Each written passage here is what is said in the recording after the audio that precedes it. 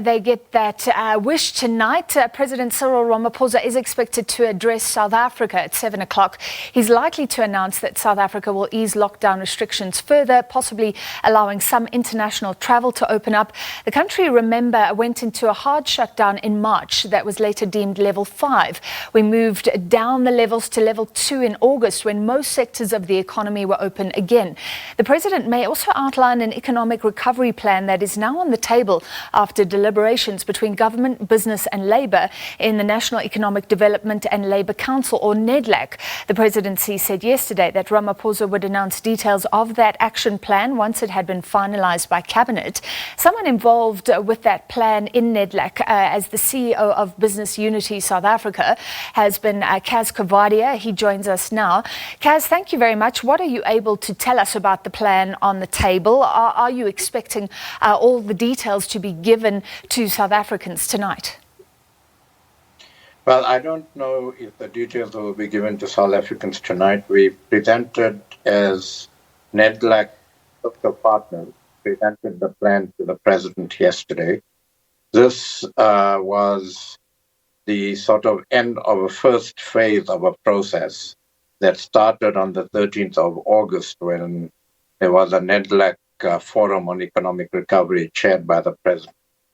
And there we agreed that we'd put together a small team of the various stakeholders. We'd look at an action plan and then report to the president and give him that action plan, which we did yesterday. He indicated that he will process that through Cabinet and Parliament and then make the necessary announcements. So it is in his hands to actually make the announcement and decide when he's going to make the announcement. I don't know whether he's going to refer to it tonight. Can you give us details, Cas? A lot of speculation around Eskom, certainly. And let's just see what the presidency said there, that social partners have agreed on a social compact that commits all the partners to mobilizing funding to addressing Eskom's financial crisis in a sustainable manner in return for an efficient, productive and fit-for-purpose Eskom. Now, the big question is, are pension funds going to be used to bail out Eskom? Well, let me tell you what business's view is on that. We absolutely clear that even if pension funds are used, and pension funds do invest in institutions like Eskom, that's nothing unusual. But we would not want to see pension funds being used to invest irresponsibly in any institution. So if pension funds are investing in Eskom or any other state-owned enterprise, or as the PIC invests in private sector corp, they must make those decisions based on sound information, sound data, and the investment must yield a return. And trustees must be absolutely clear in their instructions to fund managers that they will not put pensioners' monies at risk unnecessarily. So to us, it's not a question of whether pension funds will invest or not, or should invest or not. The question is, how do we do that, and whether we do that responsibly. I think that the Eskom Social Compact has been in the making for quite some time. We did look at it again as part of this list of action items. And the president, I'm sure, at the appropriate time will make the announcements. I think it is correct in this environment that we come together as social partners, and even when it comes to facilitating the raising of resources for this country, we should do that together, like we did. I mean, it's not anything new. When Pravin Gordhan was Minister of Finance, I think after Van Rooyen was taken out, we had a joint between government, labor, and business. We had joint roadshows overseas to try and raise finance and raise resources for the country. I think we can do that again.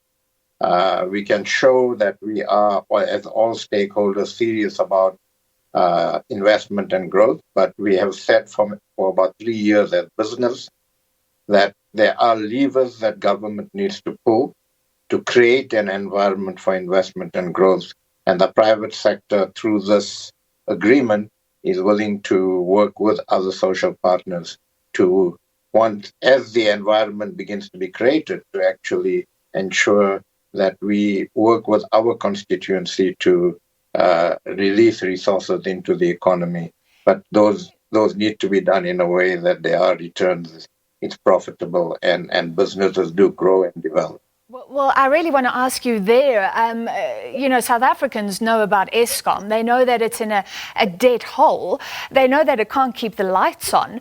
You're saying now government employees' pension funds could be used. Business will actually support that if it's done in a responsible way.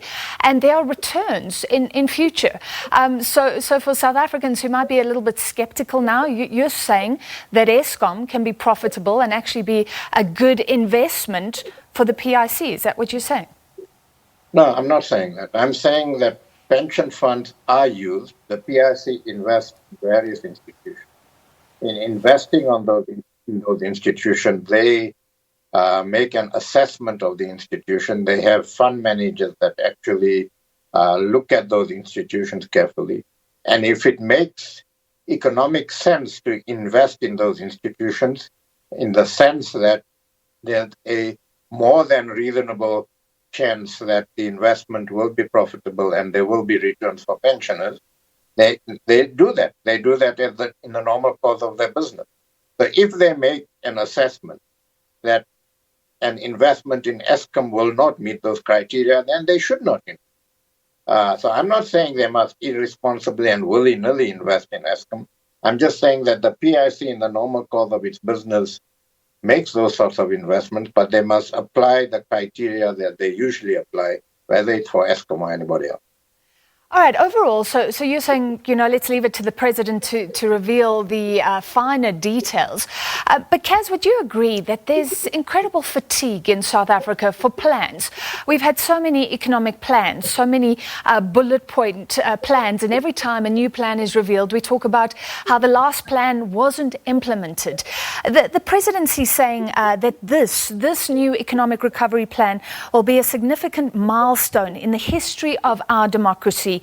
And the advent of a new era of confidence. Can we believe that? Do you as business believe there's anything new here? Look, I think business has been talking to government for the last 3 years. And we've been talking to government about areas that we can actually deal with in the short term. This is an action plan. It's been termed as an action plan, and the emphasis is on action. It's not to look at what we're going to do in 15 years from now. It's to look at what we can do in the next few months. And there are things we can do in the next few months. So let me give an example. We've been calling for quite some time for RFP to be issued for the next tranche of renewable energy. We can do that within the next month. An RFP can be issued within the next month. So that's an example of what actionable items we could actually put into place. We've been calling for the release of spectrum for the last couple of years. That can be done within the next couple of months. So what we need to look at now as a country are two things. One, look at immediately or short-term actionable items that will increase confidence both in investors and in the public. And then also simultaneously in a parallel process, begin to lock horns on between the various constituencies on the broader structural reform issue that we do need to talk about in the economy. We need to talk about the structural reform issue that will position our economy in the medium to long term to attract investment and to put us onto a path of inclusive growth. We also need to lock on how we're going to deal with our fiscal deficit, because our fiscal deficit is a severe problem for this country.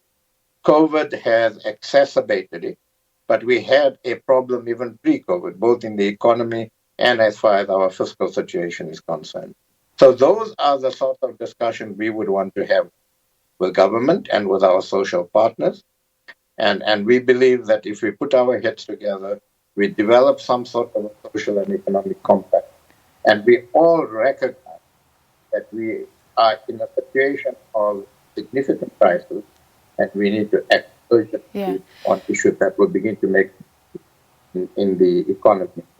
Well, Cas, finally, I mean, haven't those discussions taken place already? That's what NEDLAC has been dealing with. Some would say it's so late. It's already 6 months since the hard lockdown. And then finally, given that this is on the table, you basically know what will be revealed eventually by the president. Do you personally have confidence that things will change in the coming months? Well, I think that what I agree with in the statement of the presidency is that for the first time in a long time, social partners have actually come together and agreed on some significant action items. And that gives me confidence.